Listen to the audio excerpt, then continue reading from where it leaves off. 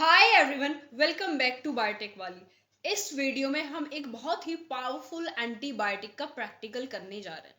उससे पहले हमें उस एंटीबायोटिक की थोड़ी सी जानकारी होनी जरूरी है। हम बात कर रहे हैं अपने रगों में बहते हुए खून के इन्फेक्शन की, अपने आईज के इन्फेक्शन की, अपने ईयर्स के इन्फेक्शन की और अपनी स्किन के इन्फेक्शन की। अगर इनमें से कहीं पर भी इन्फेक्शन होता है, यानी टॉप टू डाउन कहीं पर भी इन्फेक्शन हो रहा है, तो हम इस पावरफुल एंटीबायोटिक के साथ कुछ अदर सोल्ट मिलाते हैं और अपने मेडिकेशंस प्रिपेयर करते हैं। दोस्तों, हम बात कर रहे हैं जेंटामाइसिन के बारे में और इस वीडियो में हम परफॉर्म करेंगे जेंटामाइसिन एस से।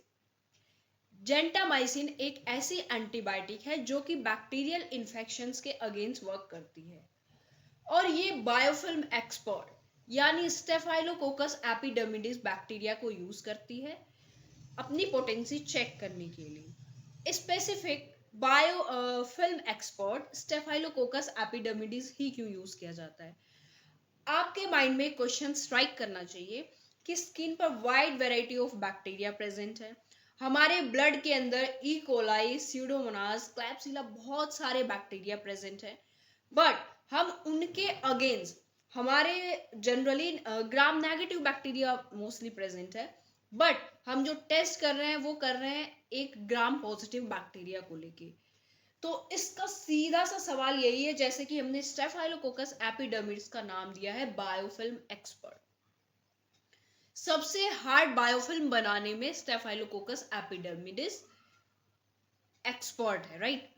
तो हम अगर हमने अपनी दवाई दी उस स्टेफाइलोकोकस एपिडर्मिडिस बैक्टीरिया को और उसकी बायोफिल्म को अगर वो ब्रेक कर पा रही है हमारी मेडिकेशन, तो यानी हम समझ जाएंगे कि उससे नीचे जो बैक्टीरिया प्रेजेंट होते हैं normally, like E coli, Pseudomonas and all, तो वो उन पर भी पूरा पूरा अपना असर करेगी, पूरी पूरी अपनी एफिकेसी दिखाएगी।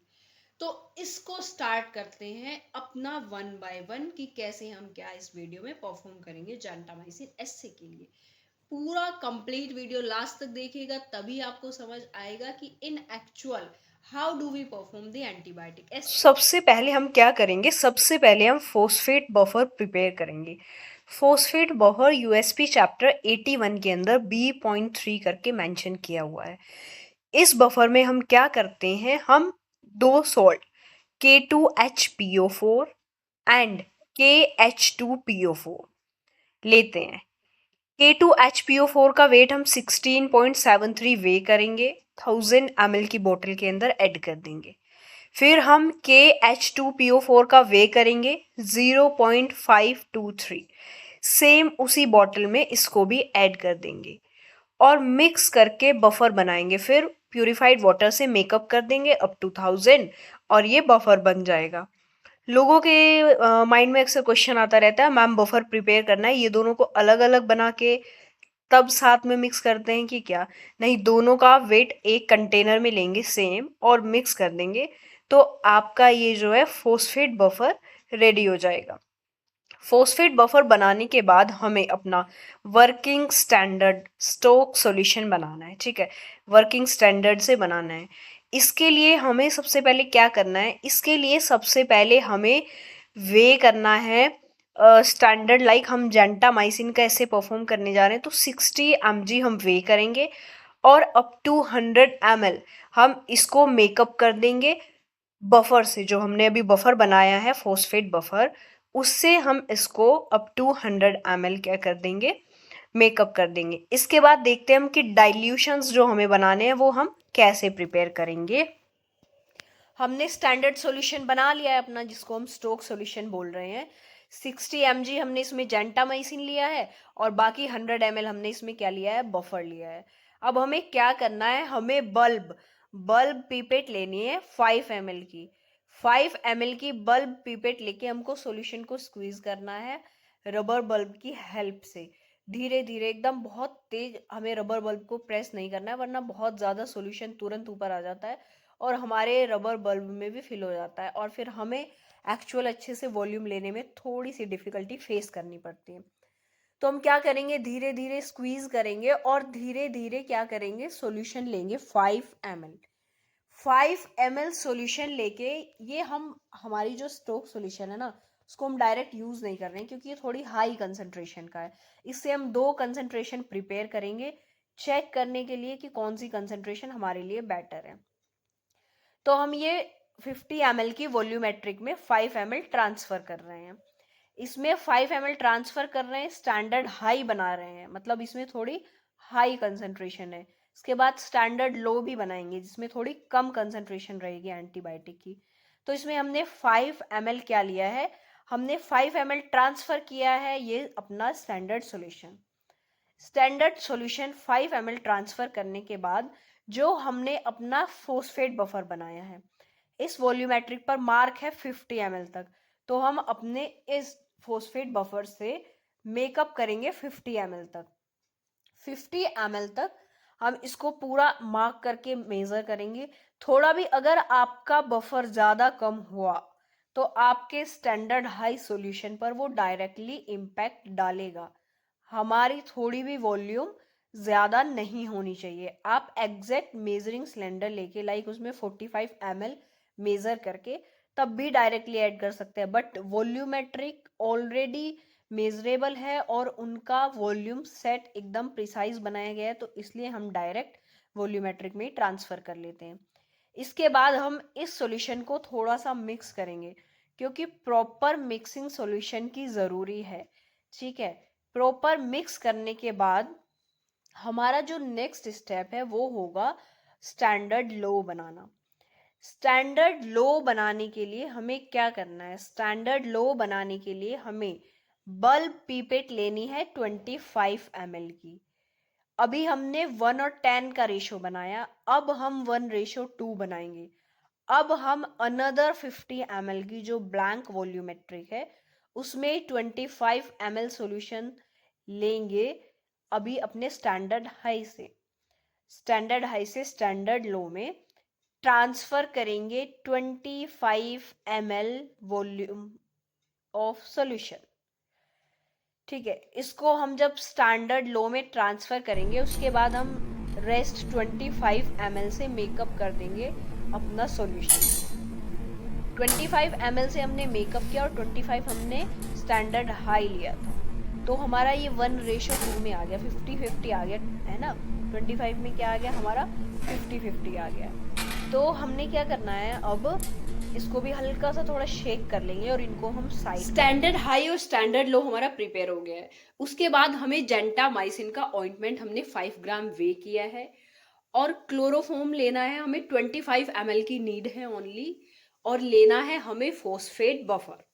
ठीक है, ये 3 हमें रिक्वायरमेंट है अपना टेस्ट हाई और टेस्ट लो प्रिपेयर करने के लिए। हम ऐसे बटर पेपर पे भी ले सकते थे वे जेंटामाइसिन का, बट हमारा उस पर क्या होता है, सैंपल लॉस हो जाता है। तो हम डायरेक्ट क्या करते हैं, हम डायरेक्ट बीकर प्लेस करते हैं बैलेंस पर, टेयर करते हैं और अपना सैंपल वे कर लेते हैं। सैंपल लॉस उससे कम होगा क्योंकि उसी बीकर में हम डायरेक्ट अपना जो भी एक्वस है वो ऐड कर सकते हैं और हमारा सैंपल मिक्स हो जाएगा। तो इसके लिए हमें क्या करना है, 25 ml हमें क्लोरोफॉर्म मेज़र करना है। मेज़र करने के बाद अपने सैंपल में ऐड कर देना है 25 ml क्लोरोफॉर्म।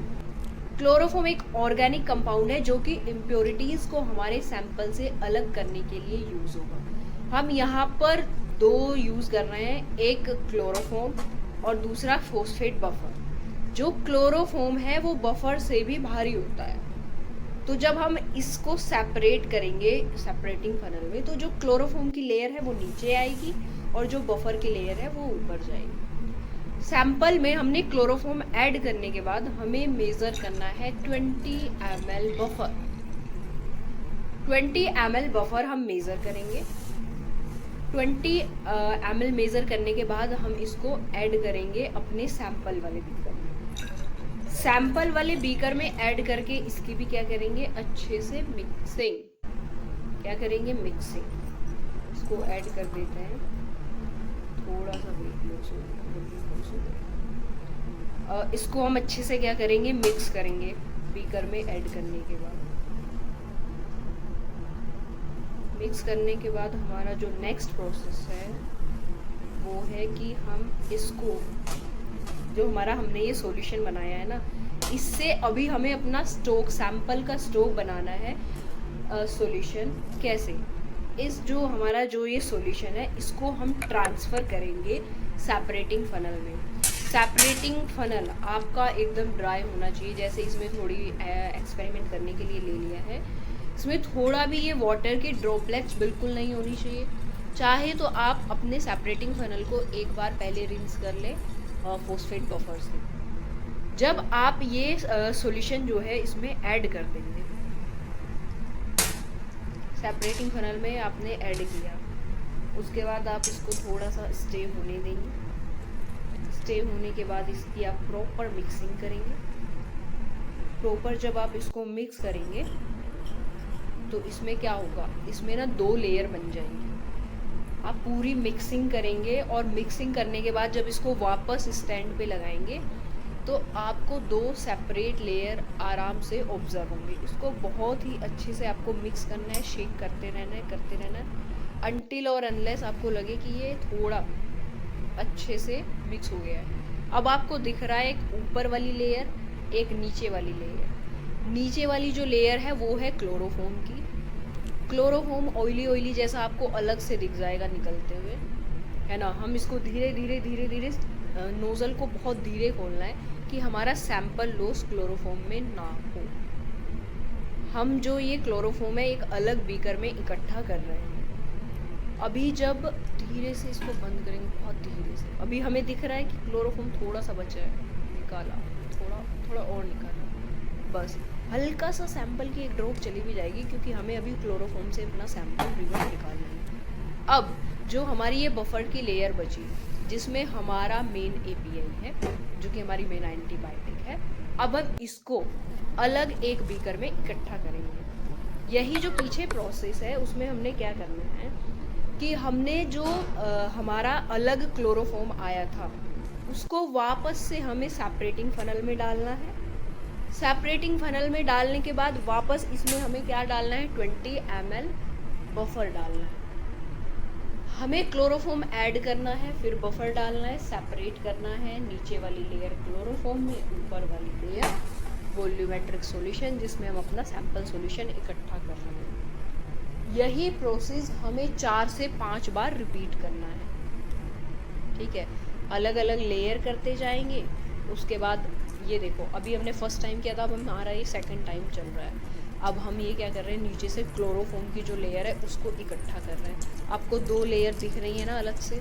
पहले वाला ऊपर जब लास्ट टाइम था तो थोड़ा डेंस था, टर्बिड लग रहा था सॉल्यूशन। इस बार थोड़ा क्लियर दिख रहा है। क्लोरोफॉर्म आपको अलग से पता चल रहा है। इसी प्रोसेस को 3 से 4 बार रिपीट करने के बाद हम अपनी वॉल्यूमेट्रिक में ये सॉल्यूशन ऊपर बफर वाला इकट्ठा किए जा रहे हैं। तो अप्रोक्स 80 ml के आसपास पहुंच जाएगा 4 बार जब हम करेंगे।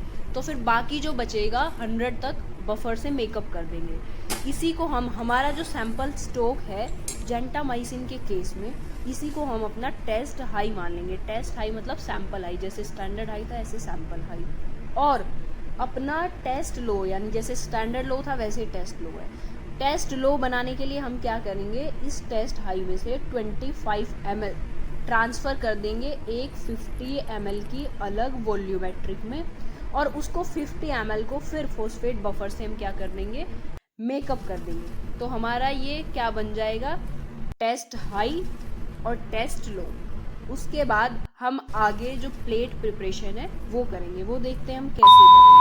Hi everyone, welcome back to biotech वाली। इस वीडियो में हम देखेंगे हम एससी की जो प्लेट्स होती हैं, एंटीबायोटिक्स एससी की, उनको प्रिपेयर कैसे करते हैं।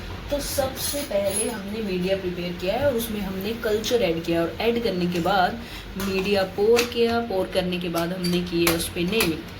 हम आपको बताते हैं, हम एससी के लिए एक एंटीबायोटिक एससी परफॉर्म करने के लिए हम 4 प्लेट बनाते हैं और उस पर नेमिंग करते हैं media name. Under plate SC के बारे में, एंटीबायोटिक एससी के 2 मेथड है। पहला है सिलेंड्रिकल प्लेट मेथड, सेकेंड है टर्बिडीमेट्रिक मेथड, ठीक है। सिलेंडर प्लेट मेथड में हम प्लेट्स बनाते हैं अगार की, और जो सेकेंड मेथड है उसमें हम ट्यूब से यूज करते हैं। इस वीडियो में हम बात करेंगे सिलेंडर प्लेट एससी की, ठीक है। एक कोई भी एंटीबायोटिक हम ले लेते हैं, जैसे कि नियोमाइसिन। उसका हम आपको बताएंगे कैसे कैसे क्या करना है, क्या टेस्ट ऑर्गेनिज्म लेते हैं और कैसे परफॉर्म करते हैं। सबसे पहले आपका जो फर्स्ट स्टेप होगा, आपको उसके लिए मीडिया प्रिपेयर करना है। हम उसके लिए जो मीडिया प्रिपेयर कर रहे हैं वो है AAM11। हमने ये प्रिपेयर किया और स्ट्राइल कर लिया, और स्ट्राइल करने के बाद मैंने तो प्लेट भी बना के रख लिया, बट मैं फिर भी आपको बताऊंगी आपको करना क्या है। AAM11 आपको मीडियम बनाना है। उसके बाद आपको कल्चर ऐड करना है, इसमें इनोकुला ऐड करना है। उसके भी दो तरीके हैं, या तो आप टेस्ट ऑर्गेनिज्म का स्लांट लें, फिर उसमें NaCl ऐड कर दें। 3 ml NaCl आपको ऐड करना है, ठीक है। 3 ml NaCl आपने ऐड किया। इसकी ग्रोथ को आपको वॉश कर लेना है, ठीक है। इसको शेक करके जो इसकी ग्रोथ है ना उसको अच्छे से वॉश करना है। वॉश करने के बाद एक अनदर ब्लैंक टेस्ट ट्यूब में आपको उसको ले लेना है। इसको आपको ब्लैंक टेस्ट ट्यूब में ले लेने के बाद आपको देख रहे हैं थोड़ा सा टर्बिडिटी आ गई है इसके अंदर। आपको क्या करना है, इसको लेके जाना है UV स्पेक्ट्रोफोटोमीटर पे। इसको हम UV स्पेक्ट्रोफोटोमीटर पे लेके जाएंगे। जैसे कि हम उसमें चलाते हैं पहले ब्लैंक और फिर साथ में, पहले दोनों ब्लैंक चलाएंगे फिर साथ में एक ब्लैंक एक रेफरेंस और मेजर करेंगे। हम क्या करेंगे, 580 नैनोमीटर पे इस कल्चर सस्पेंशन को लगाएंगे और चेक करेंगे कि 75% एब्जॉर्ब हो रहा है, 25% ट्रांसमिटेंस चाहिए। मतलब इतनी टर्बिडिटी, इतनी ज्यादा टर्बिडिटी इसके अंदर होनी चाहिए, जस्ट 25% क्या हो, ट्रांसमिटेंस हो। जब हम इसका ट्रांसमिटेंस चेक कर लेंगे उसके बाद क्या करेंगे, हम इसको जो हमारा एंटीबायोटिक एस्से है, एस्से मीडियम नंबर 11, नियोमाइसिन के लिए हमने एंटीबायोटिक एस्से मीडियम नंबर 11 लिया है, और जो हमने टेस्ट ऑर्गेनिज्म लिया है वो लिया है इसके लिए स्टेफाइलोकोकस एपिडर्मिडिस। ये पहला मेथड था जिसमें कि हमने 3 ml NaCl डाला ट्यूब के अंदर और वॉश कर ली ग्रोथ, और फिर उसके बाद इसमें ऐड कर लिया। ये हमारा पहला मेथड था जिसमें हमने टर्बिडिटी चेक की और उसके बाद इसको चेक कर लिया। सेकंड मेथड क्या है कि हम या तो मतलब हमें फ्रेशली प्रिपेयर या तो अगार ले, स्लांट ले सकते हैं या प्लेट ले सकते हैं, बट श्योर अगर आपको कल एंटीबायोटिक ऐसे लगाना है तो आप एक दिन पहले प्लेट बनाएं तो बेटर होगा, ठीक है। आपको क्या करना है, आपके पास जो NaCl है 3 ml NaCl आपको प्लेट के ऊपर डाल लेना है, ठीक है। 3 ml मेजर करके 3 ml डालना है यूजिंग स्प्रेडर की हेल्प से। आपको जो ये ग्रोथ है उसको वॉश कर लेना है, ठीक है। इसको वॉश करने के बाद ग्रोथ को आप इसको कलेक्ट कर सकते हैं। आप इसको कलेक्ट कर सकते हैं एक टेस्ट ट्यूब में, और सेम UV स्पेक्ट्रोफोटोमीटर पे जाके आप इस कल्चर की भी क्या निकालेंगे, ट्रांसमिटेंस निकालेंगे। उसके बाद या तो आप इस टेस्ट ट्यूब से 0.50 माइक्रोलीटर लाइक डायरेक्ट प्लेटिंग कर सकते हैं, या फिर आप मीडिया में ऐड करने के बाद, मीडिया में आप ऐड करेंगे और उसके बाद पोरिंग करेंगे। पोरिंग करने के बाद आप इन प्लेट्स को ड्राई होने देंगे। जब तो सबसे पहले हमने मीडिया प्रिपेयर किया है और उसमें हमने कल्चर ऐड किया, और ऐड करने के बाद मीडिया पोर किया। पोर करने के बाद हमने की है उस पर नेमिंग। हम आपको बताते हैं, हम एस्से के लिए एक एंटीबायोटिक एस्से परफॉर्म करने के लिए हम 4 प्लेट बनाते हैं और उस पर नेमिंग करते हैं media name, batch number, date, sign. और हमारे पास 4 डाइल्यूशन हमने प्रिपेयर किए हैं एक एंटीबायोटिक एस्से के। स्टैंडर्ड हाई, स्टैंडर्ड लो, ये स्टैंडर्ड है हमारा वर्किंग। टेस्ट हाई, टेस्ट लो, ये हमारा क्या है, सैंपल है। हमने इनको डायगनली इसलिए लिखा है। स्टैंडर्ड हाई का जो जोन आएगा अभी आप देखेंगे रिजल्ट में, वो काफ़ी बड़ा जाता है। अगर हम यहीं पर टेस्ट हाई भी लगा देंगे तो इन दोनों के जोन क्या हो सकते हैं, डिफ्यूज़ हो सकते हैं साथ में। तो आपको इसलिए हमने ये क्या लिया है, डायगनली लिया है, ताकि एक जोन बड़ा है तो ये छोटा है, ये जोन बड़ा आएगा ये छोटा आएगा, ऐसी प्रोबेबिलिटी है। तो इन प्लेट में हमें क्या करना है, इन प्लेट पे हमें यूजिंग बोरर की हेल्प से होल करने हैं 4 रुपये, ठीक है। स्टैंडर्ड हाई के लिए, ठीक है,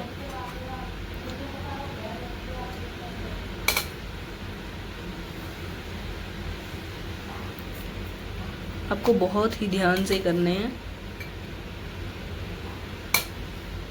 ये प्लेट जैसे टूट जा रही है, बिल्कुल भी ऐसे टूटनी नहीं चाहिए। हम इसको चेंज कर देंगे प्लेट को, राइट।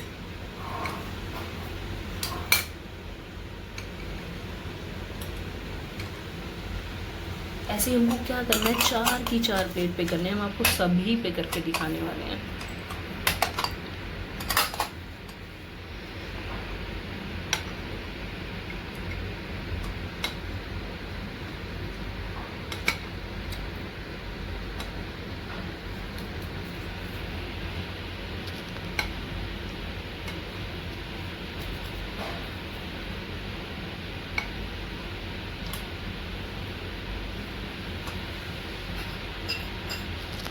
ओके,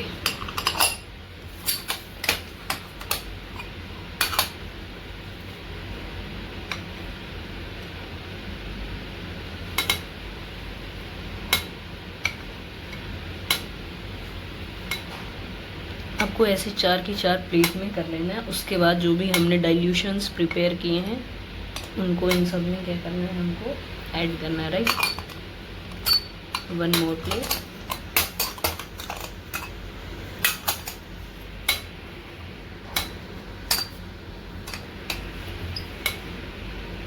आपको साथ में गुड लेबोरेटरी प्रैक्टिसेस फॉलो करनी है।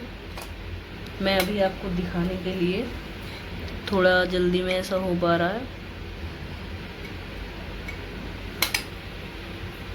एंटीबायोटिक्स हर एक कंपनी में लगता भी नहीं है, ये कहीं कहीं पर लगता है। तो आई एम ब्लेस्ड कि मेरी कंपनी में लगता है। मैंने ये कर लिया, ठीक है। उसके बाद मैंने स्टैंडर्ड हाई को ऊपर राइट साइड में ले लिया, क्योंकि मेरे को डाइल्यूशन ऐड करना है। तो मेरे पास ऑलरेडी डाइल्यूशन प्रिपेयर्ड है, राइट। ये है स्टैंडर्ड हाई। तो इससे मुझे क्या करना है, इस स्टैंडर्ड हाई डाइल्यूशन से मुझे लेनी है 0.1 ml वाली क्या, micro tape. And using that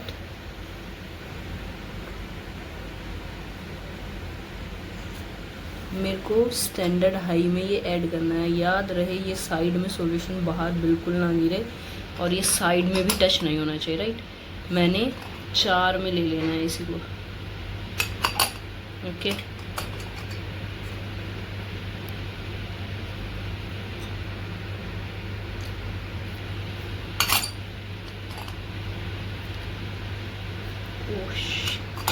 बिल्कुल भी एक भी ड्रॉप बाहर नहीं आनी चाहिए। अब मेरे को क्या कर लेनी है, नई टिप लेनी है दूसरे सोल्यूशन के लिए। वैसे आप जो स्टैंडर्ड हाई 4 बार अलग अलग में डाल रहे हैं उसके लिए भी आपको क्या करना होता है, अलग ही टिप लेनी होती है, ठीक है।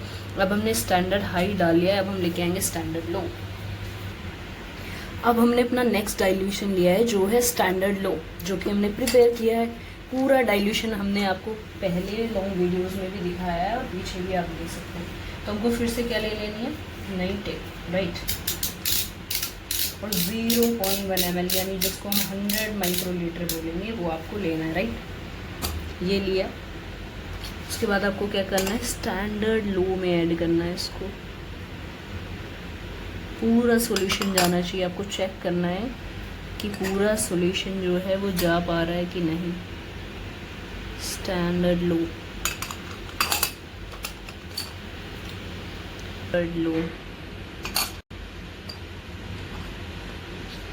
एंड स्टैंडर्ड लो। अब ऐसे ही हमें टेस्ट लो, टेस्ट हाई भी डालना, ओके। अब हम क्या डालेंगे, test low and test high. अब हमने लिया है नेक्स्ट टेस्ट हाई। अब हम सेम उसी तरीके से टेस्ट हाई को भी क्या करेंगे, ऐड करेंगे। इसके लिए हम लेंगे नया टिप, क्योंकि अगर हमने सेम टिप यूज़ की तो कहीं ना कहीं इसमें सोल्यूशन तो लगा ही होगा। This is test high. एक ड्रॉप भी बाहर नहीं गिरनी चाहिए कैसे भी, वरना तो रिजल्ट क्या है, वेरी कर जाएगा आपका। तो जोन क्या है, यहाँ तक ऐसे टेढ़े मेढ़े फैल जाएंगे, ऐसे एकदम सर्कुलर जोन बनते हैं खुद ही, मतलब हर एरिया में वो एकदम इक्वालिटी के साथ। वैसे इनको हम सिलेंडर्स बोलते हैं, जिसमें हम क्या कर रहे हैं, ये सॉल्यूशन ऐड कर रहे हैं, दीज आर सिलेंडर्स। और जो हम ये सॉल्यूशन इसमें ऐड कर रहे हैं ये इस अगार में डिफ्यूज़ हो जाएगा, और जहाँ तक डिफ्यूज़ होगा वहाँ तक के माइक्रोब्स को किल कर देगा और वहीं तक का zone of inhibition. Zone of inhibition वहीं तक का आ जाएगा। अब हम इसी तरीके से क्या डालेंगे, टेस्ट लो, ठीक है। स्लो के लिए भी नई टिप ले लेनी है।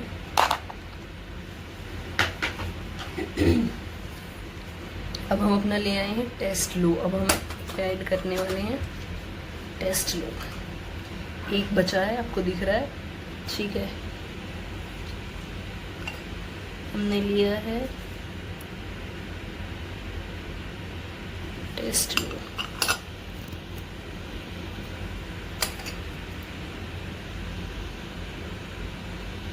शिट, एक ड्रॉप इधर चली गई तो रिजल्ट तो वेरी करेगा ही। इसके लिए हमें नई प्लेट प्रिपेयर करनी पड़ेगी। आपको बहुत ध्यान से सिलेंडर्स में ही डालना है, याद रहे डाइल्यूशन सारा का सारा जाना चाहिए, ऑलरेडी इतनी कम अमाउंट में।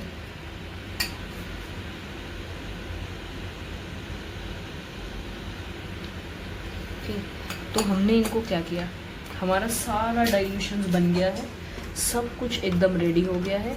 अब हमें क्या करना है, अब हमको इन प्लेट्स को आधे से 1 घंटे के लिए ड्राई होने के लिए छोड़ देना है।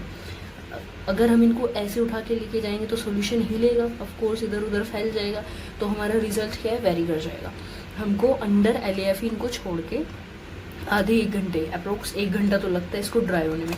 उसके बाद हमको इनको लेके जाना है, ये हमने जेंटामाइसिन का ऐसे परफॉर्म किया, तो हम इसको 37 डिग्री, ठीक है, 37 डिग्री सेल्सियस पर अपने यहाँ पर इंक्यूबेट कर रहे हैं। कुछ लोग रिकमेंड करते हैं 35 डिग्री, और आधी जगह मतलब 30 to 37 डिग्री सेल्सियस के बीच में, राइट। क्योंकि देखिए हर एक कंपनी में हर एक डिफरेंट टेम्परेचर वाला इंक्यूबेटर हो, ऐसा पॉसिबल नहीं है। तो वो लोग मैनेज करते हैं, या तो 30 से 35 डिग्री सेल्सियस पे रख देते हैं, या फिर जहाँ पर 37 डिग्री वाला रहता है उसमें रख देते हैं। इनको जब हम ड्राई होने देंगे फिर हम इनको इंक्यूबेशन देंगे अप्रोक्स 48 आवर्स, कहीं कहीं पर होता है 48 से 72 आवर्स। डिफरेंट ऐसे के लिए टाइम क्या करता है, वेरी करता है। तो इनको इंक्यूबेशन देने के बाद आप देखेंगे ना, ये डिफ्यूज़ होके ऐसे, ये जैसे थोड़ा लाइट कलर है, ऐसे डार्क जोन बन जाएंगे।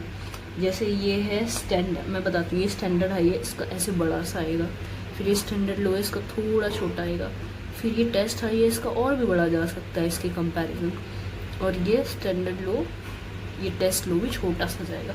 तो ऐसे कुछ जोन होता है। फिर आप वर्नियर कैलिपर लाते हैं, फिर इस जोन को मेज़र करते हैं कि हाँ भाई 14 mm, 10 mm, 16 mm, 17 mm, मतलब एग्जाम्पल बताया, ये छोटा है इतना तो होगा नहीं, ठीक है। तो ऐसे फिर हम क्या करते हैं, परसेंट पोटेंसी कैलकुलेट करते हैं, और हमें पता चल जाता है हमारी एंटीबायोटिक कितनी इफेक्टिव है। तो आई होप आप लोगों को बहुत